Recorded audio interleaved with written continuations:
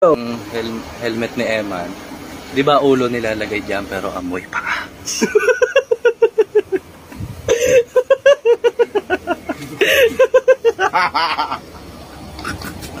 CKYG. Time check na, alas 3 na. Si Sir Erms pala nandito. Uy. Everything. Hulaan nyo kung anong inihiwa namin dito. Blacksmith.